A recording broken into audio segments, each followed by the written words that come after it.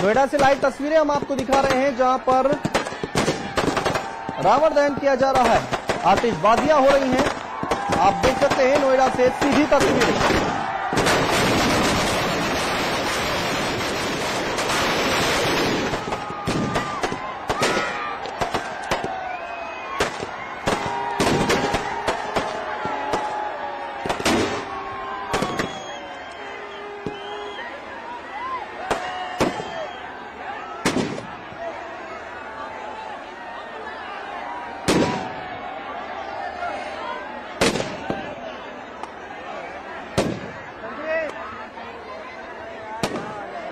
नोएडा से सीधी तस्वीरें आप देख रहे हैं, दशहरे की धूम देखने को मिल रही है। अलग अलग जगहों की तस्वीरें हमने आपको लगातार दिखाई और ये तस्वीर है नोएडा की, जहां पर दशहरे की धूम देखने को मिली, रावण दहन किया गया, आतिशबाजी की गई।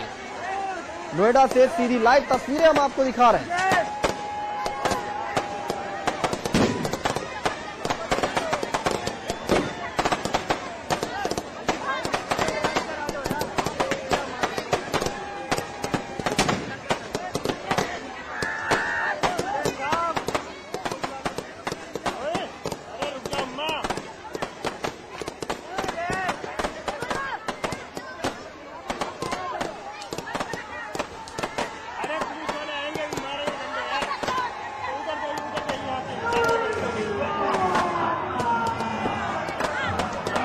एक तस्वीर आप नोएडा की देख रहे हैं, पहली तस्वीर जहां पर रावण दहन किया गया। दूसरी तस्वीर आप दिल्ली से देख रहे हैं, दिल्ली से लाइव तस्वीर हम आपको दिखा रहे हैं।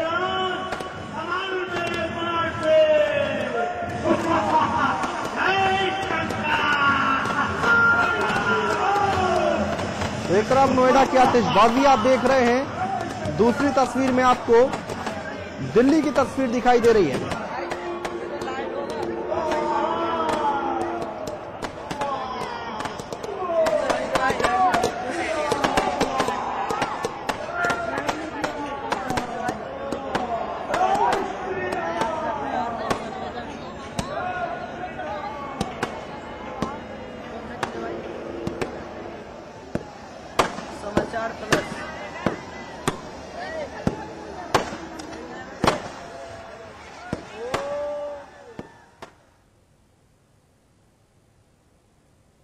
बढ़ते आगे, सीबीआई डॉक्टर सचान की मौत को खुदकुशी मान रही है। यही वजह है कि इस मामले को वो बंद करना चाहती है, लेकिन समाचार प्लस के हाथ फिर लगी है एक चिट्ठी। हम आपको दिखाने जा रहे हैं वो अहम सबूत जिसने सनसनी मचा दी है। जी हां, हमारे पास है जेल से लिखी गई डॉक्टर सचान की आखिरी चिट्ठी।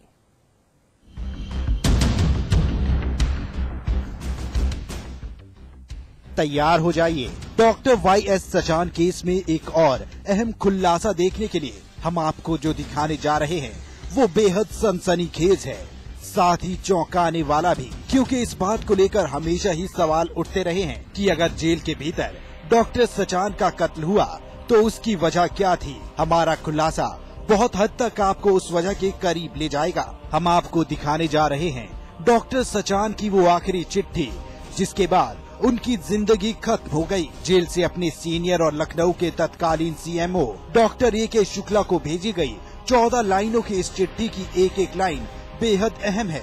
ये वही चिट्ठी है जिसका जिक्र CBI ने अपनी क्लोजर रिपोर्ट में भी किया है। तो जरा गौर से देखिए डॉक्टर सचान की ये आखिरी चिट्ठी। CMO डॉक्टर AK शुक्ला, मैं जेल में बहुत परेशान हो गया हूँ। मेरे परिवार की हालत खराब है। आपने मेरी कुछ मदद नहीं की। अगर आपने मेरी मदद नहीं की तो अगली रिमांड की तारीख पर पुलिस और मीडिया को बता दूंगा कि दोनों CMO की हत्या आपने करवाई है। मेरे परिवार की सुरक्षा का ध्यान रखिएगा। लेकिन अगली रिमांड से पहले ही जेल में सचान की लाश मिली।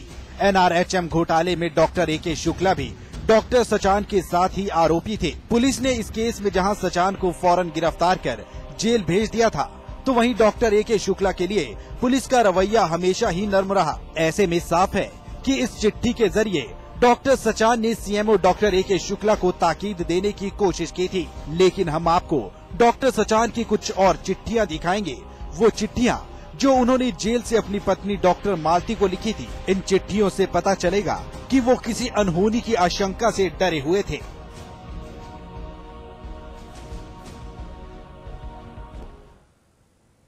हम आपको बताएंगे कि सचान ने जो और चिट्ठियां लिखी उनमें क्या लिखा था। वो शख्स अपने परिवार के लिए चिंतित था, खुद के केस को भी बहुत बड़ा मामला नहीं समझ रहा था। यानी डॉक्टर सचान को उम्मीद थी कि वो जेल से बाहर निकल आएंगे।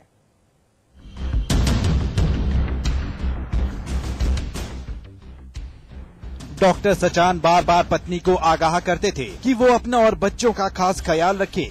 साथ ही अपनी पत्नी को ढांढस भी बंधाते थे, केस लड़ने के लिए उनका मनोबल बढ़ाते थे। यहाँ तक कि ये भी बताते थे कि उन्हें कौन सा वकील करना है। जरा देखिए इन चिट्ठियों के कुछ अहम हिस्से। पत्नी को भेजी गई चिट्ठियों में डॉक्टर सचान ने उनसे धैर्य रखने को कहा था। ये भी दावा किया कि केस में कोई दम नहीं है। डॉक्टर सचान ने इस बात की आशंका भी जताई थी कि पुलिस उन्हें फंसा सकती है। केस के लिए कौन सा वकील करना है, वकील को कितनी फीस देनी है, ये भी इन चिट्ठियों में बताया गया था। मालती सचान को उन्होंने अनजान लोगों से सचेत रहने को कहा था। जाहिर है कि सीबीआई की जांच रिपोर्ट उस पत्नी के लिए हैरान करने वाली है जिसने अपने पति यानी कि डॉक्टर सचान का आत्मविश्वास देखा हो। डॉक्टर सचान ने खत में लिखा है कि केस कमजोर है, उनका कुछ नहीं होगा। फिर ऐसे में वो भला खुदकुशी कैसे कर सकते हैं?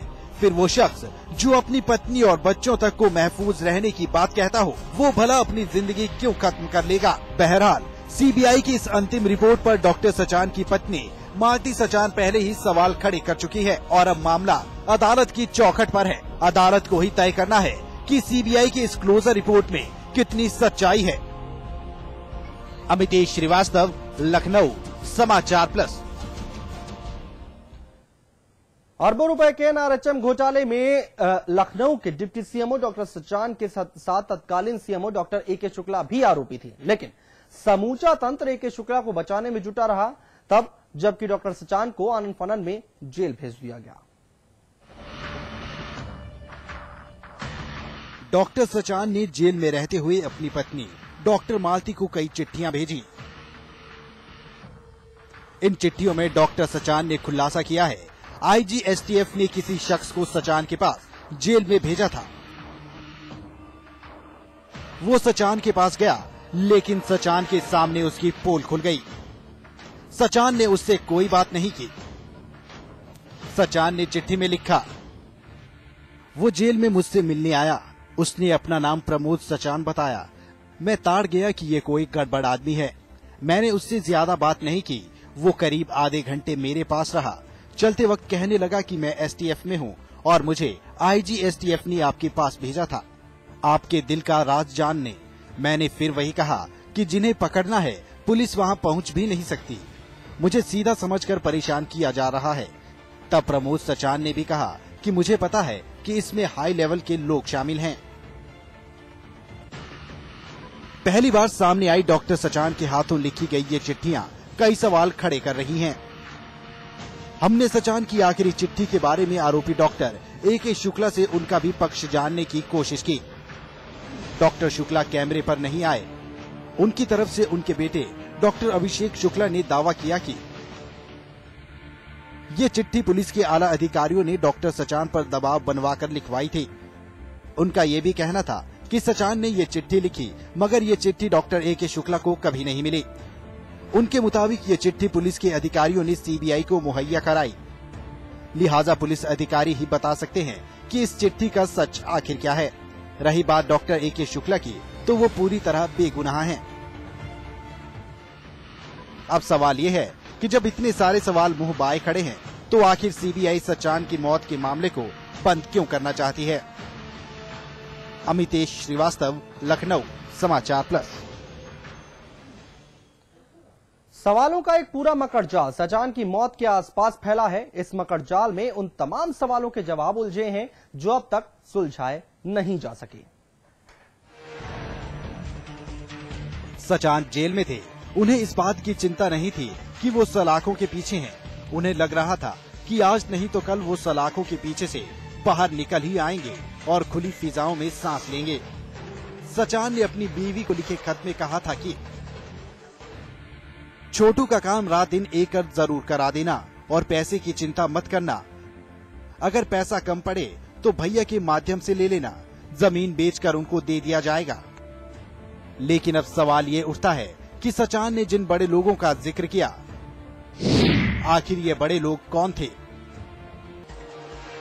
पत्नी को लिखी अपनी व्यक्तिगत चिट्ठी में सचान ने ये भी लिखा है कि जमीन बेचकर वकील के पैसे का इंतजाम कर लेंगे। ऐसे में सवाल ये भी उठता है कि अगर सचान ने घपले के पैसे कमाए थे तो वो केस लड़ने के लिए जमीन बेचने की बात क्यों कर रहे थे? साफ है कि कहीं न कहीं सचान की मौत में कोई कड़ी तो जरूर ऐसी है जो अब तक सामने नहीं आई है। अमितेश श्रीवास्तव, लखनऊ, समाचार प्लस। यहां पर रुक रहे हैं एक छोटे से ब्रेक लिए। ब्रेक के बाद भी खबरें लगातार जारी हैं।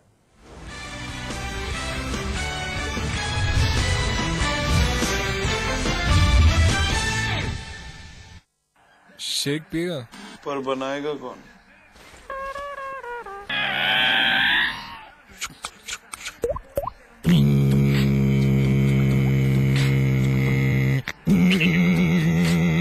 कैचियोमिल 1 मिनट शेक, ना मिक्सर ना ब्लेंडर, बस पानी डालो, मिलाओ और तैयार। कैचियोमिल 1 मिनट शेक, मैंगो, चॉकलेट, केसर, बादाम और रोज फ्लेवर्स में।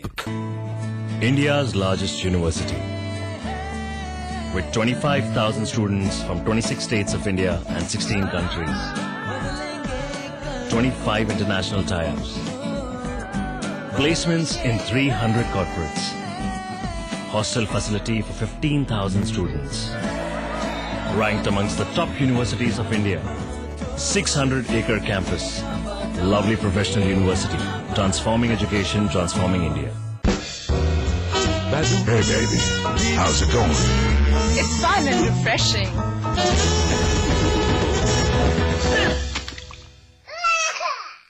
Plus Plus, the fun and refreshing mouth freshener.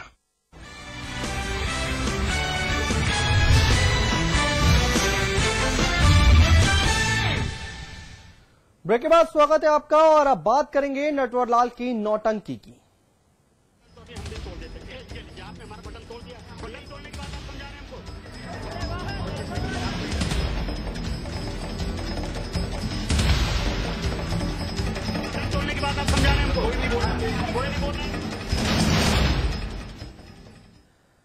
Sapa supremo अपने साथी नेताओं और मंत्रियों पर चाहे जितने सख्त हो जाएं, चाहे जितना संयम बरतने की नसीहत दे डालें, चाहे जितने आचरण सुधारने की बात कहें, लेकिन उनकी नसीहत का कोई असर होता दिखाई नहीं दे रहा।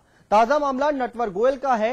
नटवर गोयल को अनुशासनहीन आचरण करने का दोषी पाया गया और उन्हें उनके पद से बर्खास्त कर दिया गया।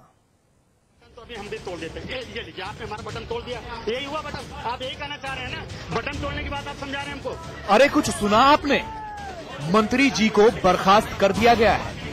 अरे साहब, वही मंत्री जी जो कल तक पत्रकारों के साथ हाथापाई कर रहे थे तो लाल बत्ती वाले, लेकिन करने लगे लफंगई। यही हुआ बटन। आप यही कहना चाह रहे हैं ना? बटन क्या होता है? बटन तो आप कोई भी तोड़ लेता अपने हाथ से। कैमरे के सामने फाड़ दी अपनी कमीज। हाँ, सही पहचाना, यही नाम है इनका। लखनऊ में खादी ग्रामोद्योग बोर्ड के उपाध्यक्ष और राज्य मंत्री का दर्जा प्राप्त आदरणीय माननीय नटवर गोयल, लेकिन अब ये महोदय खादी ग्रामोद्योग बोर्ड के उपाध्यक्ष नहीं रहे। अखिलेश यादव ने उनकी इस हरकत को अनुशासनहीन आचरण का दोषी पाया और हटा दिया उनके पद से। उधर गोयल के खिलाफ पुलिस ने कैसरबाग थाने में मामला दर्ज कर दिया है और उन्हें पूछताछ के लिए थाने भी बुलाया। आपको बता दें कि वो बिजली चोरी के भी आरोपी रह चुके हैं। हालांकि उन्होंने भारी जुर्माना चुका दिया था। मंत्री जी को पुलिस का सामना करना पड़ा तो तबीयत बिगड़ गई। यूपी की पुलिस भी तो होती है माशाअल्लाह, अच्छे अच्छों की तबीयत बिगाड़ देती है। खैर, मंत्री जी ने पूछने पर बताया कि उनके सीने में तेज दर्द उठा है, जिसके बाद उन्हें बलरामपुर अस्पताल ले जाया गया और आईसीयू में भर्ती कराया गया। फिलहाल मंत्री जी पुलिस की निगरानी में हैं। अब आने वाली